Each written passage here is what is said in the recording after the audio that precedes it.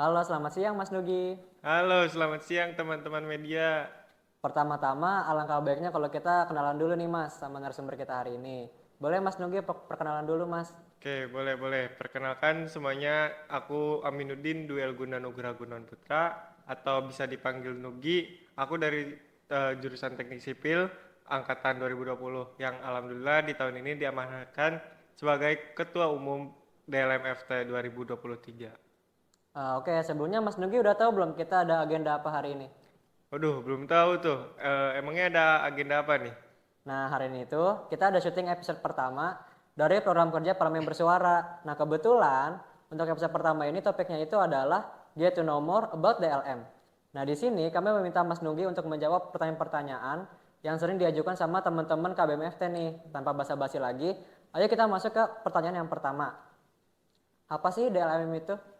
Oke, untuk DLM itu singkatan dari Dewan Legislatif Mahasiswa, salah satu organisasi mahasiswa yang bergerak di bidang kelegislatifan.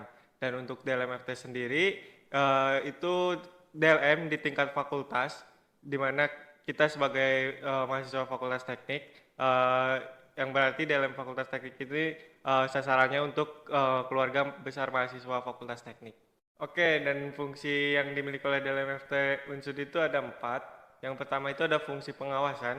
Fungsi pengawasan ini nantinya kita bertanggung jawab terhadap pengawasan kinerja BEM Fakultas Teknik Unsud.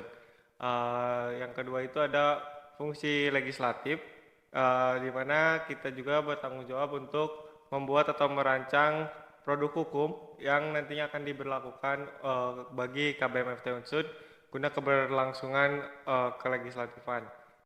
Untuk fungsi yang ketiga itu adalah fungsi aspirasi, di mana kami dalam Fakultas Teknik itu memiliki tanggung jawab untuk menjadi wadah atau menjadi tempat penampungan aspirasi yang diberikan oleh teman-teman KBMFT terkait kinerja atau program kerja yang dijalankan oleh BEM Fakultas Teknik.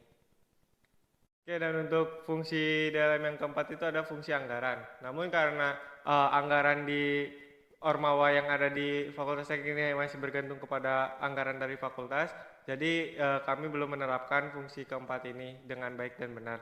Sejauh ini yang kami jalankan hanya controlling keuangan dari BEM Fakultas Teknik saja untuk di fungsi anggarannya. Nah, oke Mas. Kalau kayak gitu, aku mau nanya lagi dong Mas. Di DLM ini ada divisi apa aja Mas? Oke, untuk di dalam ini terdapat beberapa badan dan komisi. Untuk komisi itu terdiri dari tiga komisi, komisi satu, komisi dua, komisi tiga, dan ada koordinator komisinya. Komisi ini yang menjalankan fungsi pengawasan, lalu ada juga badan legislatif. Badan legislatif ini bergerak di bidang kelegislatifan. Orang-orang yang membuat atau merancang undang-undang di Fakultas Teknik. Yang ketiga itu ada badan aspirasi. Badan aspirasi ini bergerak di bidang keaspirasian, di mana memiliki tugas untuk menampung aspirasi KBMFT. Oke, untuk badan yang keempat itu ada BKSAP atau Badan Kerjasama Antar Parlemen, di mana ini terdiri dari dua badan eh, di dalamnya. Yang pertama itu ada Humas dan Media. Terus yang kelima itu ada Badan Kehormatan. Ini badan yang bergerak di bidang keinternal pengembangan keorganisasian di dalam Fakultas Teknik. Dan yang terakhir itu ada Badan Urusan Rumah Tangga atau BPH-nya DLMFT Unsur, di mana terdiri dari sekretaris dan bendahara umum.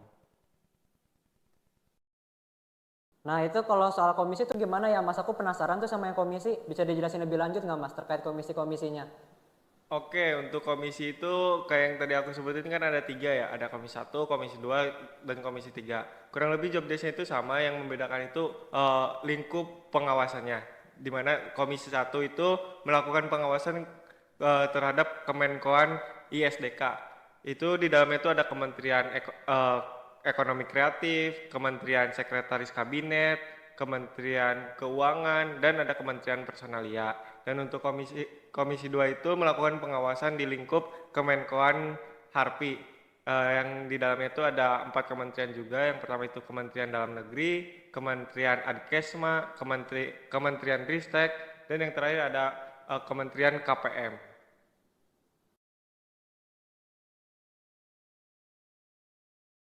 Oke, dan untuk yang ketiga itu ada Komisi 3. Komisi 3 ini nantinya melakukan pengawasan terhadap Kemenkoan di lingkup Respokat yang terdiri dari Kementerian Pengabdian Masyarakat, Kementerian Luar Negeri, Kementerian eh, Kajian Isu Strategis atau Kastrat, dan yang terakhir ada Kementerian Medcreminfo. Nah, berikutnya aku masih penasaran lagi nih Mas, apa sih yang dimaksud dengan pengawasan terhadap kinerja BEM? Bisa dijelasin lagi nggak kayak pengertiannya kayak gimana, terus teknisnya kayak gimana Mas? Oke, untuk pengawasan terhadap kinerja BEM ya, untuk pengertiannya itu jadi dari kita di dalam Fakultas Teknik itu bertanggung jawab atas pengawasan dan penilaian kinerja BEM Fakultas Teknik di periode kali ini.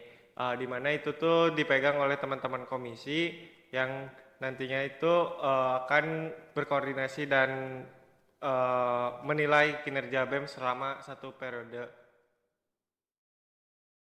Oke, untuk teknis pengawasan yang dilakukan oleh DLM-FT terhadap BEM-FT itu nantinya kita akan terlibat langsung dalam proker-proker yang dilaksanakan oleh BEM-FT, di mana nantinya para penanggung jawab pengawasan itu akan turun lapangan atau mengawasi secara turun lapangan untuk mendapatkan informasi atau kendala-kendala yang terjadi ketika pelaksananya untuk dijadikan bahan penilaian di akhir nanti.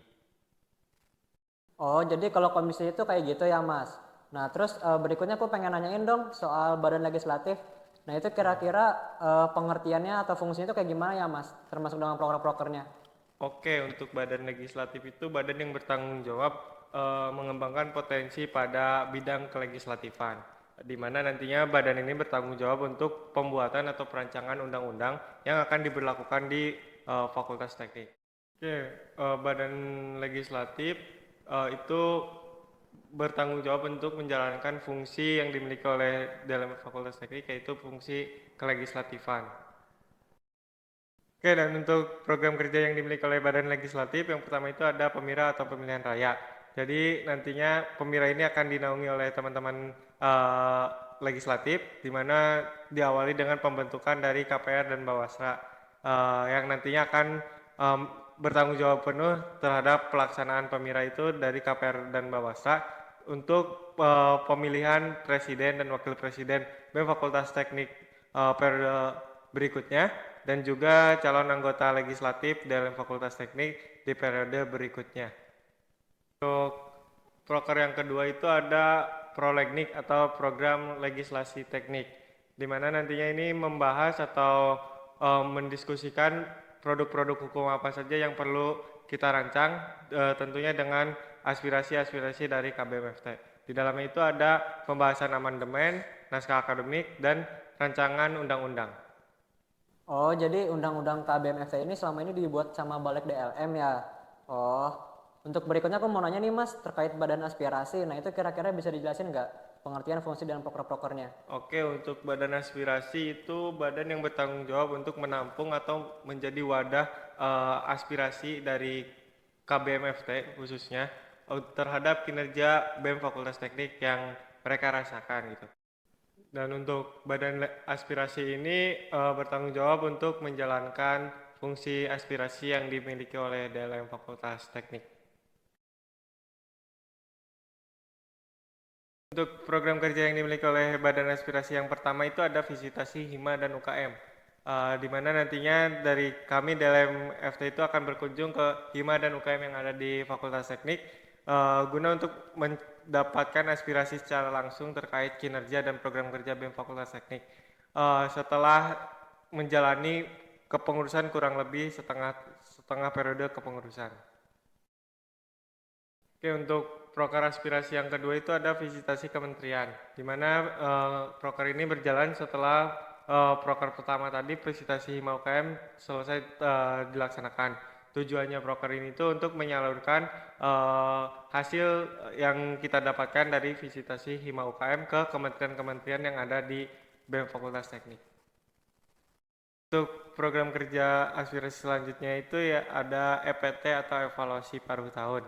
Setelah kita menjalani visitasi HIMA UKM, visitasi kementerian, lalu dari tim aspirasi akan merekap aspirasi-aspirasi yang masuk dan tanggapan dari BMFT yang masuk juga guna mencapai outputnya yaitu kementerian terbaik yang nantinya akan dijadikan sebagai evaluasi paruh tahun kinerja BEM Fakultas Teknik periode 2023. Dan untuk program kerja yang dimiliki oleh Badan Aspirasi selanjutnya itu ada kuesioner penilaian atau nantinya ini dari teman-teman aspirasi menyebarkan kuesioner terkait penilaian yang diberikan oleh KBMFT terhadap kinerja BEM Fakultas Teknik.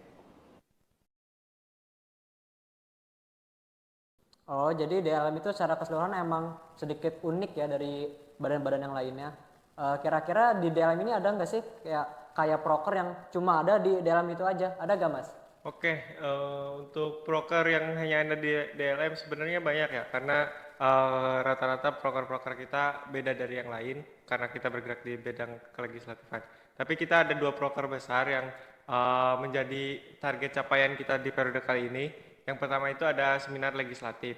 Seminar legislatif itu nantinya akan diadakan kegiatan seminar oleh DLM Fakultas Teknik dengan sasaran KBMFT atau bahkan KBM Unsud gitu ya.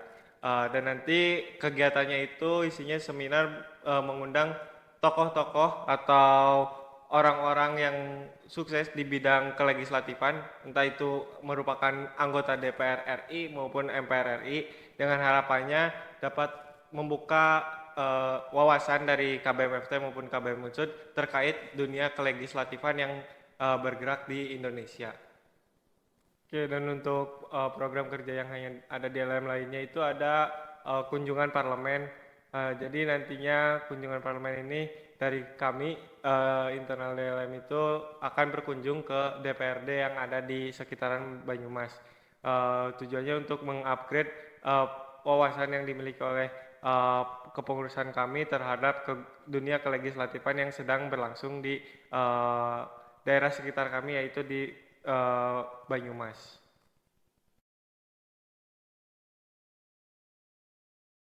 Oh, jadi di dalam itu nanti akan ada seminar sama kunjungan parlemen ya? Oke, terakhir deh Mas, untuk proker terdekat dari DLM kira-kira ada proker apa ya?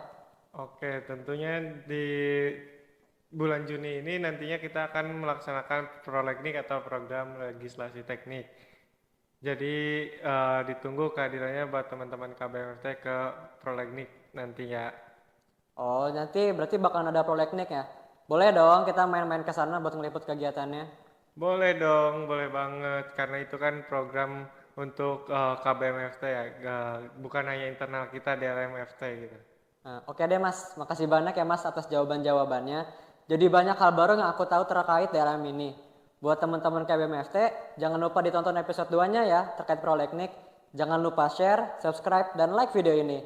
Salam Legislativa. Viva Legislativa.